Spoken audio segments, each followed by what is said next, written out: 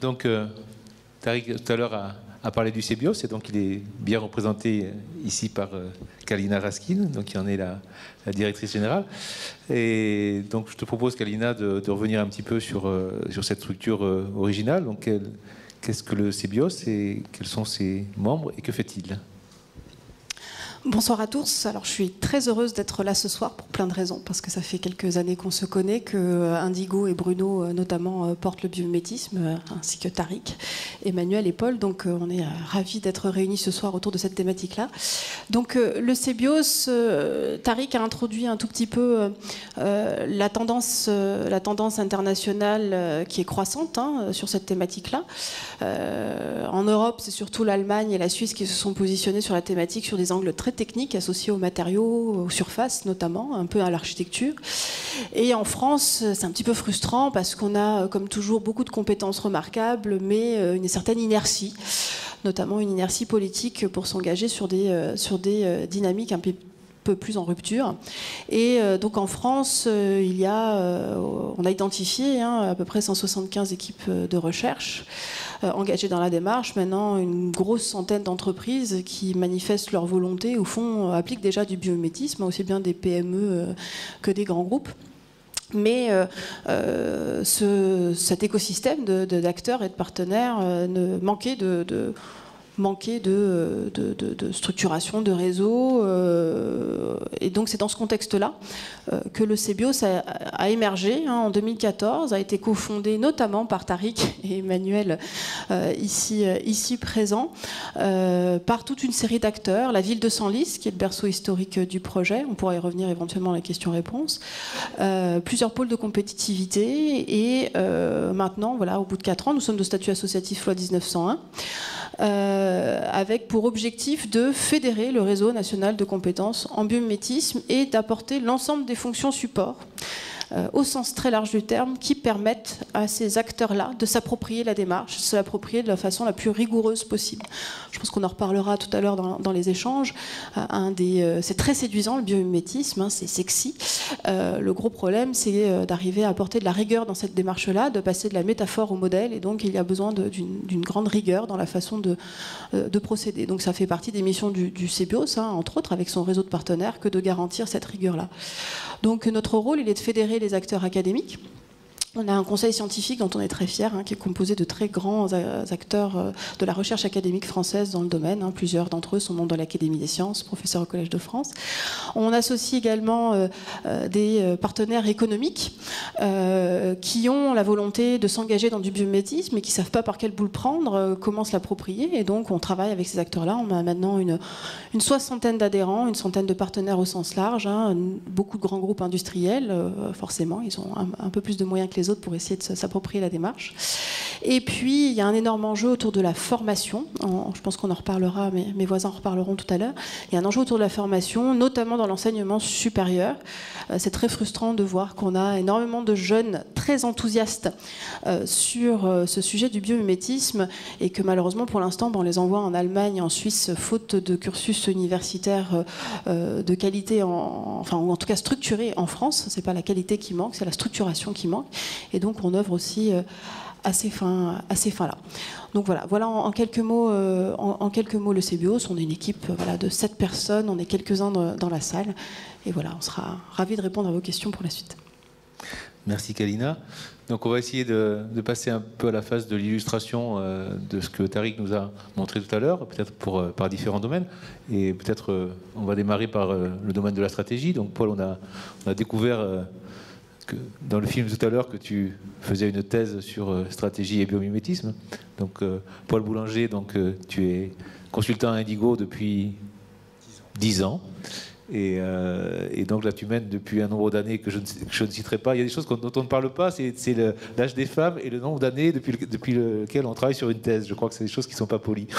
En tout cas, tu mets les dernières lignes. C'est la fin de cette thèse consacrée à la stratégie au biomimétisme. Et donc, c'est pas forcément évident de prime abord. Autant le nez du Shinkansen, on voit bien le rapport.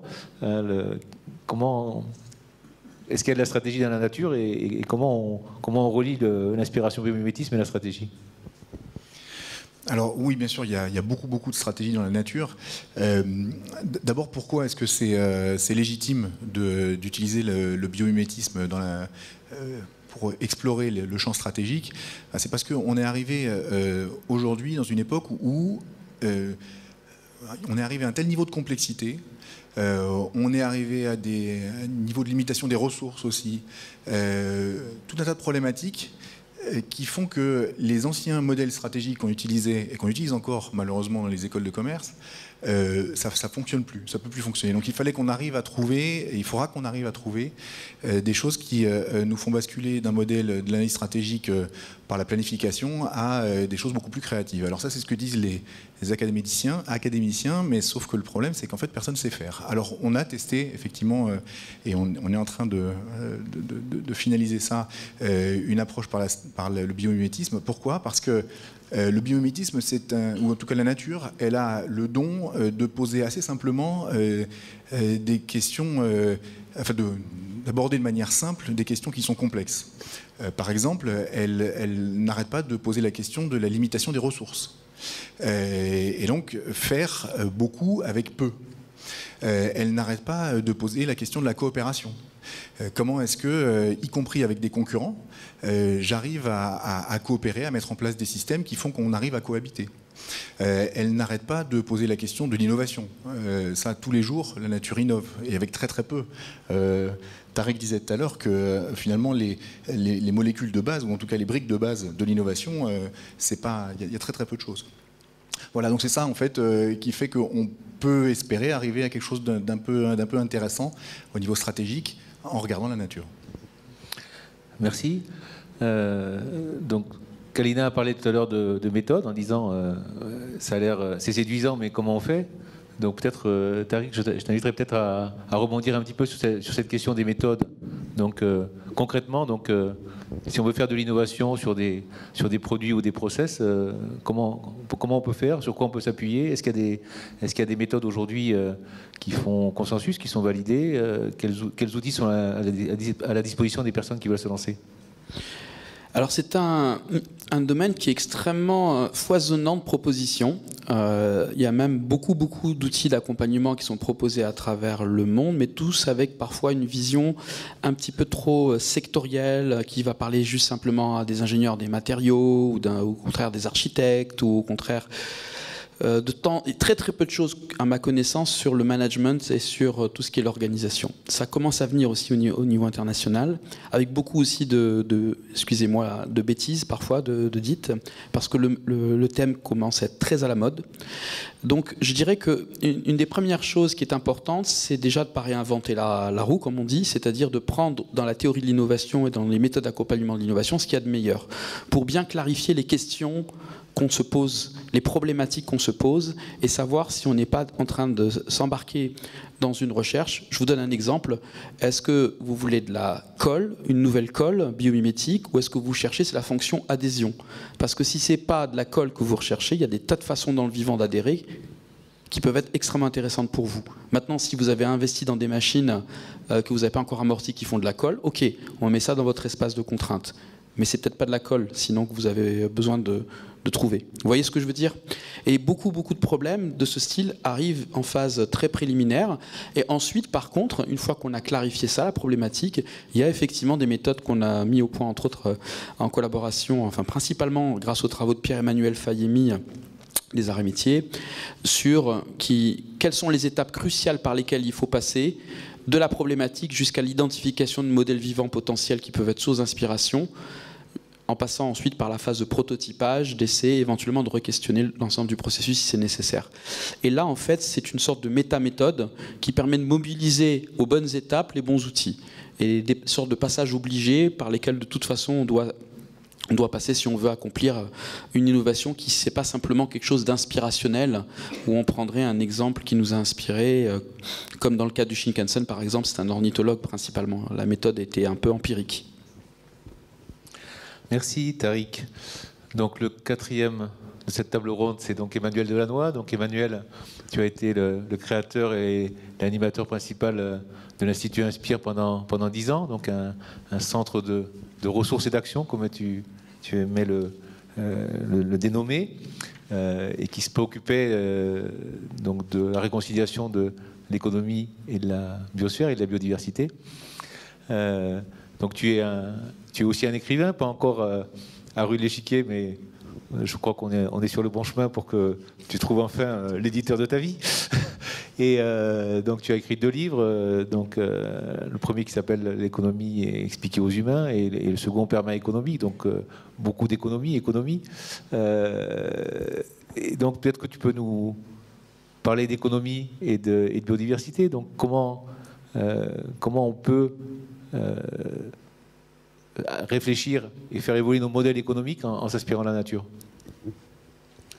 Alors oui, le postulat qu'on avait à l'Institut Inspire, c'était de dire, dans les années 2008-2010, on parlait d'ailleurs beaucoup d'économie de la biodiversité, et on avait envie de répondre, nous non, on ne veut pas faire l'économie de la biodiversité, on veut remettre l'économie dans la biodiversité. C'est-à-dire, c'est un petit peu le schéma que Tariq a présenté à la fin de sa conférence, vous savez, avec les 3 sphères imbriquées.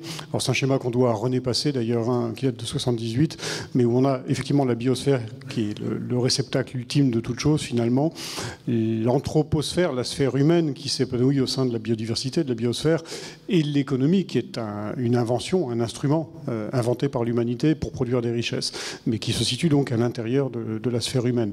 Donc c'est vraiment sur ce raisonnement de sphère emboîtée qui était de dire aujourd'hui on a l'impression que l'économie prend toute la place, on a l'impression que l'économie c'est un peu l'alpha et l'oméga, que c'est une fin en soi, et l'idée c'était vraiment de dire non, l'économie est un moyen de faire des choses, de faire des belles choses, et ce moyen ne doit pas dépasser les limites physiques, les limites biologiques de la biosphère. Donc ça, c'est une première chose. Deuxième chose, pour rebondir aussi sur les propos qu'a prononcé Paul, il a prononcé le mot de complexité. Et j'aime beaucoup ce mot-là.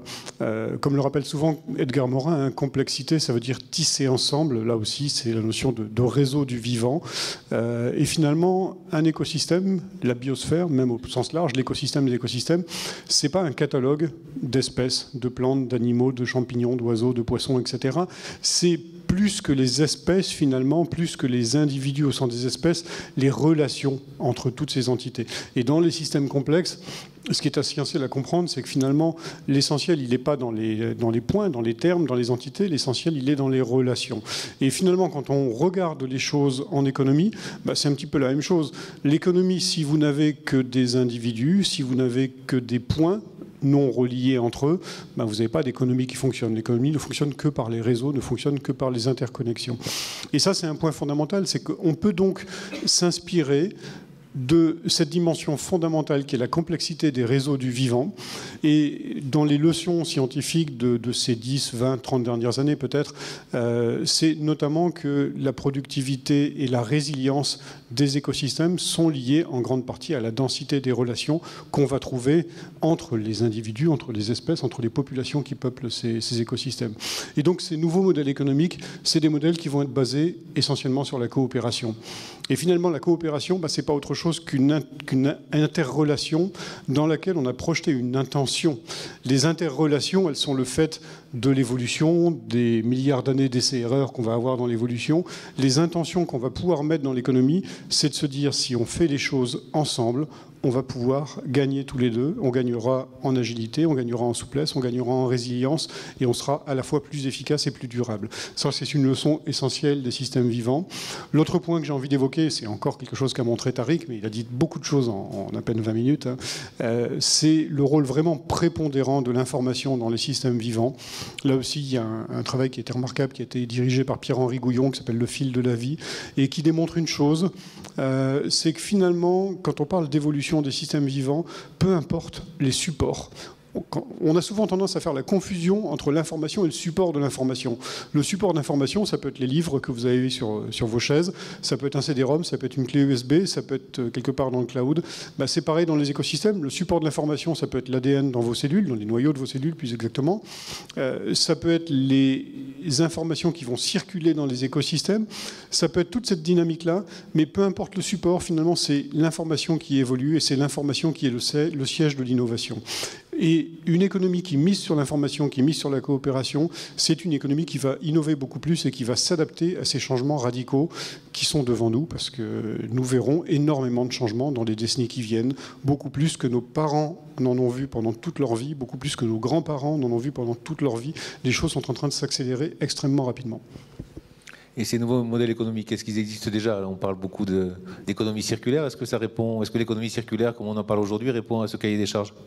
Alors, dans l'économie circulaire, il y a plusieurs composantes. Alors, il y a évidemment tout ce qu'on connaît presque de manière schématique, un peu emblématique. Quand on pense économie circulaire, on pense notamment au recyclage, on pense notamment à l'écologie industrielle et territoriale. Alors oui, c'est des choses qu'on voit dans les écosystèmes. Effectivement, la nature recycle l'ensemble de ses constituants et depuis des milliards d'années. Et nous sommes constitués d'atomes qui ont déjà servi des milliards de fois et qui ont déjà servi à des dinosaures, à des poissons, à des tas de bestioles. Donc ça, c'est la première dimension. La deuxième dimension, l'écologie industrielle et territoriale, c'est de se dire que finalement, les flux dans la nature sont bouclés. Ce qui est un déchet pour un organisme, quel qu'il soit, ça va être une ressource essentielle pour un autre organisme, et il n'y a pas de gaspillage. La matière circule, l'information circule, l'énergie circule dans les écosystèmes, et ça, c'est la première chose, effectivement. Mais après, il y a d'autres choses. Il y a ce qu'on appelle l'économie de la fonctionnalité, il y a ce qu'on appelle l'économie coopérative, ou il y a ce qu'on appelle aussi l'économie de la fonctionnalité et de la coopération, qui fait un peu le lien entre les deux. On retrouve ces dimensions que j'évoquais, c'est-à-dire la nécessité de faire circuler l'information et de coopérer pour avoir des modèles économiques qui reposent beaucoup plus sur la relation, sur la circulation de l'information, que sur le transfert de propriété de biens, de choses matérielles, mais qui finalement ne sont pas des événements qui créent de la valeur. Je prends un exemple simple, je vous vends un stylo. Il y a l'acte de vente, vous allez me donner 1 euro ou 2 euros par rapport au stylo que je vous vends. Il y a un transfert monétaire, mais il n'y a pas de création de valeur. La création de valeur, elle se fera si vous écrivez un chef-d'œuvre avec ce stylo. Oui, là, il y aura une réelle création de valeur. C'est donc l'usage qui crée de la valeur. Et quel que soit le sujet dont on parle, en fait, il est question aujourd'hui de faire reposer ces nouveaux modèles économiques beaucoup plus sur l'immatériel. Et l'immatériel, c'est quoi? C'est de la connaissance, c'est de la coopération, c'est de l'information qui va circuler entre des agents économiques. Et c'est là que vont se situer les véritables leviers de création de valeur. Merci. On va revenir à Kalina, parce que tu nous as présenté un peu l'institution tout à l'heure. Est-ce que tu peux nous donner un peu des exemples concrets des sujets qui sont travaillés aujourd'hui, qui sont les préoccupations des acteurs français? Oui, donc effectivement, comme je vous disais, il y a un nombre croissant d'acteurs qui veulent s'approprier la démarche, mais ils ne savent pas par où le prendre. Et donc, pour essayer de structurer un petit peu les idées de tout le monde et faire en sorte que tout le monde s'approprie la démarche avec une espèce de remise à niveau, on a lancé des groupes de travail. Le premier groupe de travail qu'on ait lancé, c'est sur l'architecture et la ville de demain par le biomimétisme, mais on en reparlera. On en a lancé un deuxième sur les matériaux et un troisième, j'espère, cette année, justement sur la gestion de l'information, qui, comme l'ont introduit Tariq et Emmanuel, est un enjeu fondamental. Et si le vivant est sobre en matière, en ressources, c'est parce qu'il est capable de gérer très bien l'information. Et donc ce premier groupe de travail sur l'architecture, si on devait en approfondir un seul là. L'enjeu, il est, j'aime bien prendre cette image-là, c'est plus tant de réintroduire la nature en ville que de faire en sorte que les villes réintroduisent le cycle naturel et se réintègrent dans la nature. Et donc on est dans cette tendance actuelle internationale de ce qu'on appelle les villes régénératrices ou régénératives en fonction de l'étymologie, avec pour volonté de repenser les villes comme des écosystèmes naturels. Et donc on est en train d'essayer de pousser avec l'ensemble de ses adhérents et de ses acteurs une vision où le biomimétisme permet de remplir cet objectif-là de villes régénératives. On utilise et on s'inspire du vivant pour faire en sorte que les villes se comportent comme des écosystèmes vivants. Et alors, comme sur les différents sujets qui ont été abordés ce soir, la question c'est de sortir de la métaphore et d'aller vers le modèle. Et donc nous, on a lancé 2 thèses en interne, dont une spécifiquement dédiée à l'architecture, qui est une réflexion sur les enveloppes bio-inspirées. Aujourd'hui, dans un énorme enjeu de rénovation. On a beaucoup d'enjeux d'efficacité des bâtiments se jouent donc via l'enveloppe, et beaucoup d'architectes dans le monde cherchent à imiter des enveloppes biologiques pour les appliquer aux bâtiments, mais ça se fait souvent de façon très singulière. On prend un organisme modèle et puis on lui applique une fonction particulière. On va prendre la gestion de la lumière pour un organisme, on va va prendre la réactivité à l'humidité pour un autre organisme. On n'a jamais d'approche intégrée, alors que finalement les enveloppes de nos bâtiments, elles doivent répondre à plein de fonctions différentes. Et donc on a lancé une thèse avec le Muséum d'histoire naturelle. Ce qui est assez aussi frappant, c'est que beaucoup de ces thèses sur l'architecture bio-inspirée sont en général jamais faites en collaboration avec des biologistes, ou alors rarement dans des laboratoires de biologie. Et donc on a proposé que cette thèse soit hébergée au Muséum d'histoire naturelle, dans l'unité Mécadev de Fabienne Aujar, qui s'intéresse à l'adaptation des organismes vivants à leur environnement, et notamment tout ce qui est adaptation thermodynamique à l'environnement. Et puis toujours dans cette réflexion sur la ville durable, on est en train de travailler avec des partenaires sur justement comment expérimenter ces méthodologies d'intégration du biomimétisme pour repenser des villes. Donc c'est plus juste un élément du bâtiment, mais des îlots, des quartiers complets. Et là, les méthodologies qu'on évoque de l'ingénierie pure, très linéaire. Alors on parlait tout à l'heure des adhésifs. Alors sur l'adhésif, on arrive à peu près à se représenter le processus de bio-inspiration. On va chercher des adhésifs dans le vivant, on va transposer ça potentiellement.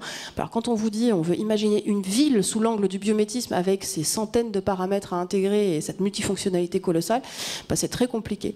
Et c'est là où on bascule de l'ingénierie vers le design, puisque l'approche du design en termes de science de la conception est extrêmement intéressante du point de vue des problématiques systémiques. Et on est très heureux de continuer un petit peu les travaux qu'on a évoqués tout à l'heure de Pierre-Emmanuel Feayemi, en collaboration avec un laboratoire des arts et métiers, dont le co-encadrant est présent dans la salle, Nicolas Maranzana, pour travailler justement sur comment le designer peut être un acteur fondamental dans cette appréhension complexe des problématiques en lien avec le biomimétisme. Merci. Donc, on voit l'importance à la fois d'avoir des gens, des praticiens qui posent les questions, qui mettent en œuvre des solutions, et à côté de ça, la recherche, des laboratoires. Et je pense que vraiment, ce sur quoi tu as insisté, sur le fait qu'on arrive vraiment à faire travailler ensemble les biologistes et les gens des autres domaines, ça semble assez trivial comme idée, mais ça ne l'est pas tant que ça. Et derrière, il y a une culture commune à construire. C'est pas facile du tout, et dans les deux sens, aussi bien vous prenez une communauté de non-biologistes, leur faire s'approprier la biologie, c'est pas facile, mais vous prenez une communauté de biologistes, vous essayez de transférer leurs connaissances vers d'autres disciplines, et bien les biologistes ont aussi beaucoup de mal à faire ce travail-là intellectuel. C'est un sujet, je me permets d'un aparté par rapport à ça, mais je trouve qu'on a... Je ne sais pas si on progresse ou si on régresse. Vous savez sans doute qu'en France, il y avait des projets de grands regroupements universitaires pour faire des pôles d'excellence, et en particulier d'associer des écoles d'ingénieurs, des universités de sciences humaines et des universités de sciences techniques. Et il y a deux projets qui ont capoté récemment. La Grande Université de Toulouse, qui s'est effondrée, et l'Université de Bretagne-Loire aussi, qui est un projet qui vient d'être abandonné, dans lequel moi j'étais impliqué à titre personnel extérieur pour amener des éléments dans la complexité, justement. Et donc je trouve que c'est deux signes assez négatifs de l'évolution qui est en ce moment. Donc il y a des choses qui avancent, mais à d'autres endroits, ça régresse. Et en particulier, il y a une très grande frilosité des acteurs de l'enseignement et de la recherche française à vouloir mêler les disciplines. Et je vais d'ailleurs rebondir un peu vers Tariq par rapport à ça, parce que bon, tu nous as montré ta courbe tout à l'heure, ce bel indice Da Vinci. Bon, moi je trouvais quand même que plutôt il montait, mais après je le trouvais plutôt un peu plat, voire plat, un peu mou vers la descente. Donc l'autre point, c'est que bon, le Shinkansen, ça fait quand même ça fait 20 ans qu'on en parle. Bon, il y a des exemples nouveaux, mais on a l'impression quand même que ça avance pas si vite que ça, même s'il y a des vraies ouvertures, il y a des vrais investissements en temps, etc. Mais par rapport à d'autres domaines qui aujourd'hui connaissent des avancées technologiques incroyables et dans lesquels il y a des moyens financiers très importants, pourquoi ça va si peu vite que ça au final ? Bruno, je pense que, encore une fois, la réponse ne peut pas être unique, elle est multifactorielle. Une des choses qui est certaine, c'est qu'il y a eu quand même toute une phase qui s'est beaucoup basée sur la métaphore un peu spontanée, assez peu sur les méthodes. Donc ça peut fonctionner jusqu'à un certain point, mais ensuite, effectivement, quand on veut vraiment monter à l'échelle, ça demande un vrai accompagnement. Déjà, simplement pour les problèmes qui ont déjà été évoqués, les problèmes de transfert de connaissances entre la biologie et d'autres métiers, au sens très large. avec des vrais problèmes sémantiques même, hein, par rapport aux mots, l'utilisation de mots qui n'ont pas le même sens. Parfois le même mot n'a pas le même sens dans un métier ou dans un autre, sans même parler de la barrière qui est constituée par le langage purement biologique. Quand il s'agit d'identifier un modèle vivant, quand il s'agit de le décrire, ça demande forcément une collaboration avec des biologistes, ou tout au moins de développer une culture générale suffisante pour comprendre ce dont il s'agit. Sinon, on reste à un niveau très superficiel, finalement. Il y a également, je pense, ce qui est en train d'être montré par l'index, hein, ce petit plafonnement, effectivement, qui, on l'espère, conduira à un redémarrage. Le fait qu'on est dans une période extrêmement volatile, avec beaucoup d'incertitudes, et qui a une tendance à vouloir passer parfois d'une stratégie à une autre dans cette volatilité, sans forcément investir sur au minimum le moyen terme. Ce qui demande par exemple de soutenir des initiatives comme le CBIOS, qui vise justement à créer une vraie stratégie et pas simplement quelque chose qui est du action-réaction en fonction de ce qui se passe dans l'environnement. Et ça, c'est ça qui est payant sur ce genre de choses, parce qu'il y a des tas de choses qu'on n'est pas capable de faire actuellement que le reste du vivant fait. Je parle de la photosynthèse, je parle des matériaux, je parle également de l'organisation, par exemple, avec création de valeur à partir de pratiquement rien. L'exemple de la forêt tropicale est extraordinaire.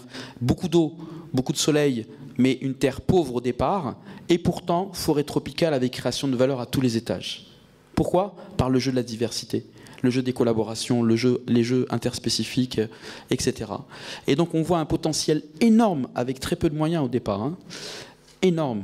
Mais pourtant, on va parfois investir sur des pseudo-réponses et investir à coût de milliards, ce que j'appelle par exemple ce qu'on appelle le transhumanisme ou le plan B, où on est capable, excusez-moi, hein, je m'excuse, je suis peut-être un petit peu violent quand je l'exprime comme ça, mais on applaudit à demain un bonhomme qui envoie sa caisse dans l'espace, alors qu'il aurait pu faire une collaboration avec des écoles d'ingénieurs, par exemple, pour envoyer des satellites. Ça aurait pu être intéressant, ne serait-ce que faire travailler des jeunes là-dessus. Et on applaudit à demain. Et qui vous dit, en plus, plan B, maintenant c'est trop tard. Moi, mon but, c'est Mars. Parce que pour l'humanité, ça sera ça la solution de demain. Alors je suis sûr que c'est quelqu'un de brillant, mais c'est des problèmes... on se trompe, sincèrement, à mon avis, on se trompe d'enjeu. L'enjeu, c'est de se réinsérer sur cette planète qui est encore viable, qui est encore belle, et il y a une vraie possibilité de le faire si on se donne les moyens de le faire. Je suis certain capable d'aller sur Mars dans 20 ans et d'avoir une colonie sur Mars, mais avec moins de moyens que ça, on est peut-être encore plus capable de se réinsérer avec grâce dans les grands flux naturels de la Terre. Merci. On a la chance d'avoir un vrai thésard, un vrai représentant de la recherche. Et donc, est-ce que Paul, tu peux nous illustrer un petit peu par rapport à tes travaux, les pistes concrètes qui sortent de ça et la démarche peut-être que tu as pu mener pour passer de ces modèles vivants à la stratégie des organisations, en particulier des entreprises? Alors, je vais d'abord rebondir sur des choses qui ont été dites ce soir. C'est qu'est-ce que ça veut dire passer de la métaphore à l'analogie, hein. C'est en gros se demander si par hasard mon entreprise ressemblait, enfin si on était des abeilles et que notre entreprise ressemblait à une ruche, qu'est-ce que ça voudrait dire? Ça s'appelle une métaphore. Et donc à ce moment-là, on se dit qu'il y a des ouvrières, il y a des trucs. Ça, comme le disait Tariq, un temps, et puis ça peut avoir un temps un tout petit peu dangereux aussi, parce que quand on ne maîtrise pas complètement le parallèle entre une abeille et un humain, vous voyez, on arrive assez rapidement à du darwinisme social. Le darwinisme social a été à son paroxysme à peu près en 1945, si ma mémoire est bonne, hein. Ça s'est pas arrêté à ce moment-là, mais en tout cas, si vous voyez à quoi je fais référence. Donc, je crois que le plus important, c'est en effet d'avoir une démarche qui permet de trouver des équivalences terme à terme entre un domaine source qui est la nature et un domaine cible qui peut être les sciences physiques, mais qui peut être aussi les sciences de gestion et en l'espèce la stratégie. Et donc toute la difficulté, c'est d'élaborer ces éléments de comparaison, donc faire en sorte au moins de cadrer ce qui est comparable. Alors après, sur la stratégie, il y a un peu deux approches possibles, hein, quand on vient nous voir. En gros, soit on a un problème très identifié, soit on se dit qu'il va falloir qu'on réfléchisse différemment à la manière dont on gère son entreprise ou dont évolue son marché. Alors dans le premier cas, c'est un des exemples que donnait Tariq tout à l'heure. Si vous vous rappelez, il y avait 3 types de biomimétisme. C'est ce qu'on pourrait appeler le biomimétisme fonctionnel. Donc par exemple, j'ai un problème ou un enjeu, c'est d'aller m'installer dans un autre pays. Bon, et ben, il y a en permanence des espèces qui viennent coloniser de nouveaux milieux. Alors les questions qu'il faut se poser, c'est d'abord, moi, à quelle espèce je peux m'associer, hein, en fonction de mon modèle d'affaires et de ce que je fais, de ce que je produis. Je ne vais pas être un papillon, un rat ou un éléphant. Il va falloir déjà que j'arrive à identifier ça. Mais bref, après, c'est de savoir comment est-ce qu'un papillon, un rat ou un éléphant vont coloniser des milieux. Il peut y avoir en marketing ce qu'on appelle le marketing push et le marketing pull. Alors on est dans le biomimétisme. Marketing pull s'écrit P-U-2-L, hein, pas pull comme le volatile. Alors le marketing push, ça consiste en quoi? Ça consiste à aller pousser le produit vers le consommateur. Vous voyez, et ben, vous avez certainement vu un paon faire la roue un jour dans votre vie. Vous n'avez probablement pas vu en revanche, et ça c'est très très intéressant à regarder, et très amusant, vous pourrez aller le googliser ce soir, c'est ce qu'on appelle l'araignée sauteuse. Quand le mâle vient faire, pour la période des amours, sa cour, elle a un tas de danses absolument extraordinaires. Et donc voilà, ben ça s'appelle du marketing push. Voilà. Et alors par contre le marketing pull, ça consistait à attirer le client vers le site, le lieu de distribution. Et vous avez déjà vu une orchidée, c'est très très beau une orchidée. Alors en fait, une orchidée, ça a ces couleurs et cette forme, tout simplement parce que elle imite la forme, vous allez le croire ou pas, mais d'une femelle papillon. Les papillons mâles naissent avant les femelles, donc ils ne savent pas ce que c'est une femelle. Et quand ils arrivent, ils se promènent, intuitivement, ils voient cette forme-là, et puis surtout, l'orchidée émet des phéromones. Et il se dit, ben, c'est une femelle. Et donc il va se poser sur l'orchidée, se rend compte qu'en fait, c'est pas une femelle, et donc va aller, comme ça, pouvoir polliniser les autres orchidées. Et il y a même des orchidées qui saoulent les abeilles. Vous voyez, donc comme ça, elles vont se poser sur beaucoup plus d'autres orchidées. Bref, tout ça, c'est aussi, cette fois-ci, du marketing pull. On attire, en fait, le pollinisateur. Ça, c'est quand on a un vrai problème. Alors il y a plein de trucs qu'on pourrait donner sur l'innovation, sur...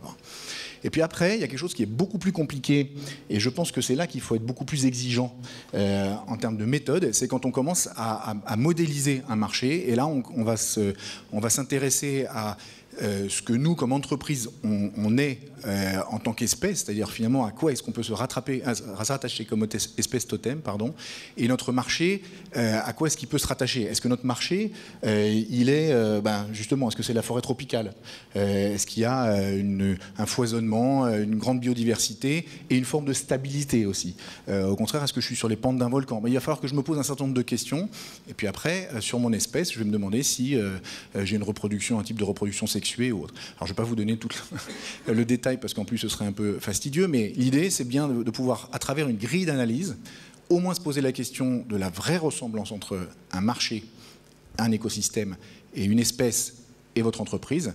Et après, on peut commencer à travailler sur les coopérations, sur les ressources. Donc, quelles sont les ressources clés sur lesquelles je vais pouvoir travailler, sur éventuellement les risques, les mutations, les changements de mon écosystème, et comment est-ce que mon entreprise va pouvoir s'adapter à tout ceci. Donc ça, ce sera vraiment non plus une métaphore, mais une analogie. Et alors pour finir simplement, il faut savoir qu'on a testé ça sur une entreprise en création qui fait du conseil, et on avait le choix, entre autres il fallait que ce soit un animal pollinisateur qui ne soit pas un insecte, et on avait le choix entre la chauve-souris et justement le colibri. Bon, on a pris le colibri, c'est plus joli que la chauve-souris.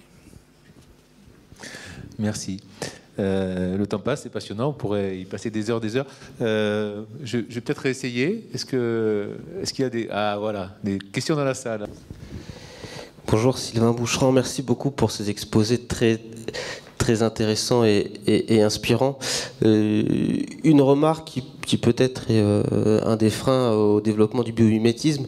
Est-ce que déjà il ne faut pas accepter que la nature soit supérieure aux humains et se dire qu'on est capable de trouver des solutions qu'on n'a pas dans notre savoir scientifique, dans nos sciences technologiques et autres. Ça demande quand même de se repositionner vis-à-vis de l'ensemble de la nature. Et ça, est-ce que c'est pas le premier frein qu'il faudrait lever?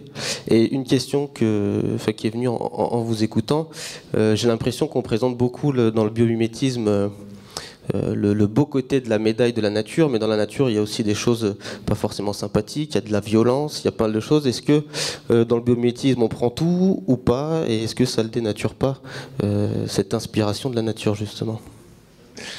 Deux jolies questions. Qu'est-ce que... Tariq, tu peux peut-être commencer? Oui, tu as totalement raison. D'ailleurs, j'ai commencé récemment une présentation sur le biomimétisme pour les organisations, en montrant avant tout ce qu'il fallait surtout pas prendre comme exemple dans la nature. Pourquoi? Parce que, effectivement, d'abord, déjà, peut-être interroger cette notion de nature. C'est ce que j'essayais de faire par rapport au début de ma présentation. Il n'y a pas la nature à l'extérieur et nous de l'autre côté. Nous sommes la nature autant que le lion, autant que la forêt tropicale, autant que le récif de corail, autant que l'olivier, l'insecte. Nous sommes dans la nature, nous sommes une expression de la nature. Et même, je dirais même plus loin que ça, même l'objet le plus polluant que nous créons est un objet naturel créé par un être naturel. Le vrai problème, c'est à quel point les avantages à court terme que cet objet ou cette technologie ou cette façon de faire apporte risquent d'être contrebalancés par des désavantages à moyen et à long terme. On n'est pas les seuls à créer des objets. Les oiseaux créent des nids, il y a toutes sortes d'animaux qui créent des objets. Si vous faites mal votre nid, la sélection naturelle va faire le tri. On pourrait se poser la même question sur nos polluants dans les murs qui sont des retardateurs de feu, les PCB qu'on retrouve finalement dans nos propres tissus. Est-ce que finalement il n'y a pas quelque part un contre-coup évolutif auquel on est en train de s'exposer? Et c'est d'autant plus criant quand on parle du changement climatique. Donc là, si vous voulez, déjà il faut casser cette illusion, à mon avis, qu'il y a la nature d'un côté et nous de l'autre. Et qu'on continue même dans notre langage à perpétuer. Et je dirais ensuite donc que l'espèce humaine, parmi quelques espèces, a une fantastique opportunité qui est celle d'être capable de s'interroger sur sa place dans le monde, l'esprit discursif. Et que le revers de la médaille de ça, donc c'est la beauté, notre place dans le monde, les grands modèles culturels qu'on peut mettre en place, c'est aussi qu'on peut masquer les réalités sous-jacentes à cause de ces modèles. C'est pas une fatalité. Donc un des enjeux du biomimétisme, c'est comment utiliser cette capacité discursive qui est magnifique, hein, qui est une expression naturelle, sans pour autant masquer les réalités sous-jacentes qui sont les grands cycles naturels qu'on est en train de détruire et qui nous maintiennent pourtant.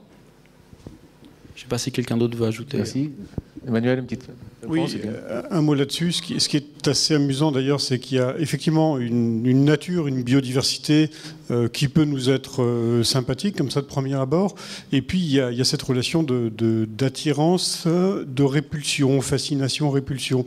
Il y a un phénomène qui me frappe quand même, c'est que souvent quand on parle de biomimétisme, deux exemples reviennent très souvent, c'est l'araignée et le requin. C'est pas forcément des animaux avec lesquels on a envie d'avoir une relation intime de proximité. Et pourtant, ce sont des modèles qui sont absolument fascinants. Et une des raisons pour laquelle, alors effectivement, Tariq l'a dit, il n'y a pas d'un côté nous et la nature, mais pourtant nous avons peur de la nature et nous faisons tout pour ériger des barrières, au moins des barrières mentales, entre nous et la nature.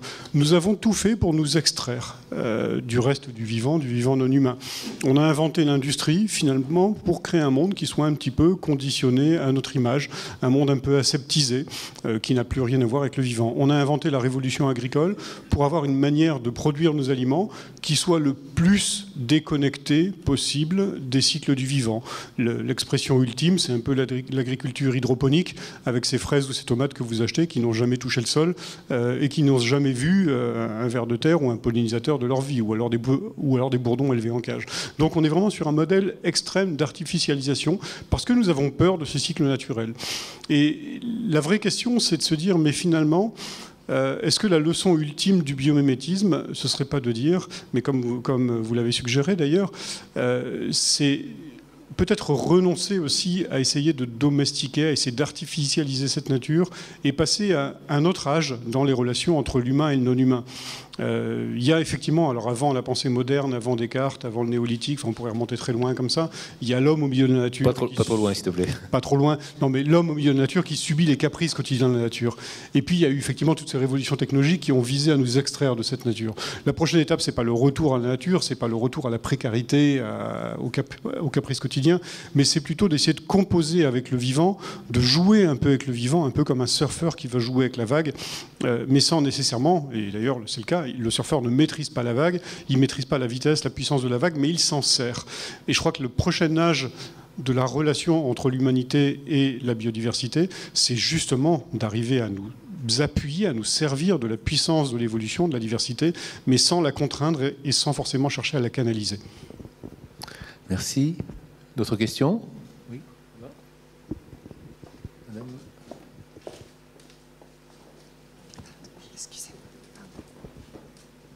Merci. Merci beaucoup pour tout ce qu'on a entendu grâce à vous. Est-ce que le biomimétisme peut aussi nous aider dans nos relations qui sont très influencées par nos émotions? On parle de densité des relations, on parle de la gestion de l'information, mais ce qui nous fait bouger, ce sont les émotions, il me semble. Est-ce que le biomimétisme peut nous servir à quelque chose pour ce point-là qui est, à mon avis, essentiel pour une bonne mise en œuvre? Je ne veux pas être trop bavard, mais moi, quand on me lance sur des sujets qui me plaisent, je ne vais pas tenir le micro trop longtemps, ne vous inquiétez pas. C'est très important et ça fait partie aussi de nos capacités d'être vivants que de n'être pas simplement des esprits rationnels, loin de là. Même notre rationalité est influencée par nos émotions, maintenant les sciences cognitives le montrent.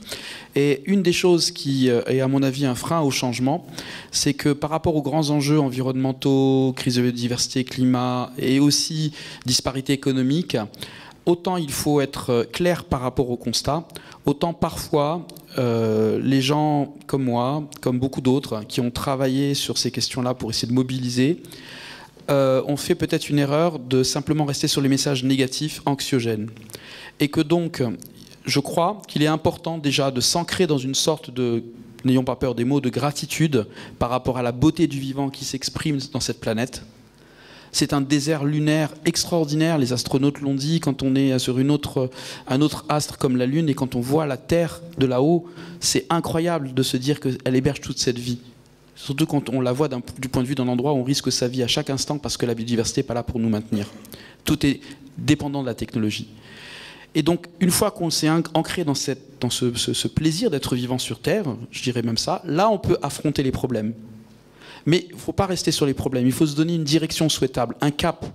Parce que tous les matins se lever en se disant ma seule perspective c'est réduire les impacts négatifs que nous provoquons, c'est pas très enthousiasmant. Il y a besoin d'aller un peu plus loin. Et je pense que le biomimétisme peut servir un petit peu d'aide pour définir un cap souhaitable. Se dire oui c'est possible d'être 100% branché sur des énergies renouvelables, c'est ce que fait tout le vivant, bon sang. Pourquoi ça ne serait pas possible pour Homo sapiens sapiens? Oui, c'est possible d'avoir 0 déchets rémanents dans l'écosystème, tout le reste de la biosphère le fait. Pourquoi ça serait impossible pour nous? Et là, je pense que ça vaut vraiment la peine de se lever le matin et de se dire, on va se redresser les manches, on ne sait pas si ça sera un petit pas ou un grand pas au début, mais on se met en marche. Les émotions, c'est inspirant.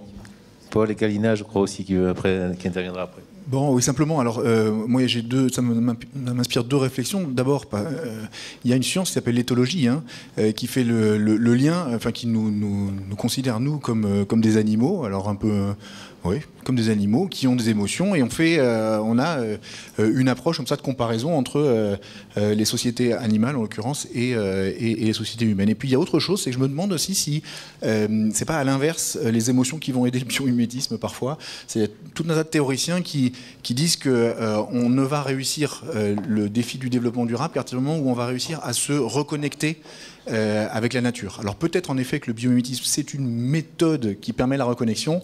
Pour autant, dans les approches qu'a l'Institut des futurs souhaitables, par exemple, dans lequel Tariq intervient sur le biomimétisme, eh bien, il y a une phase toute une première phase où on va se reconnecter à la nature. Et c'est ultra important. Donc cette question de l'émotion pour le changement est effectivement fondamentale. Ouais. Kalina ? Non ? Oh. Bon, une dernière question ? Alors, là-bas, et puis après ici. On en prendra deux, alors. Ça. Bonjour, merci, je m'appelle Sydney. Merci pour le film au début, c'était très intéressant, j'ai savouré l'accent du Sud, c'est très agréable, merci. Monsieur Boulanger, vous parliez d'école de commerce, je suis issu de ce monde-là, donc la communauté des épiciers, hein, pour reprendre ce terme que j'affectionne particulièrement. J'ai eu la chance de pouvoir rencontrer Tariq et Kalina et d'autres ici présents. Ma question, elle va porter justement sur ce monde de l'école de management et le monde de l'école de commerce. Aujourd'hui, le but que j'ai, c'est vraiment de sensibiliser ce monde-là. Donc oui, le biomimétisme, c'est sexy. J'aimerais en savoir plus sur, c'est une question qui s'adresse à vous quatre, la stratégie de séduction des entreprises, la stratégie de séduction de ce monde du business, de ce monde des écoles de commerce. Je pense que ça peut être un bras armé intéressant. Donc voilà, j'aimerais connaître plus précisément votre stratégie et votre position. Merci.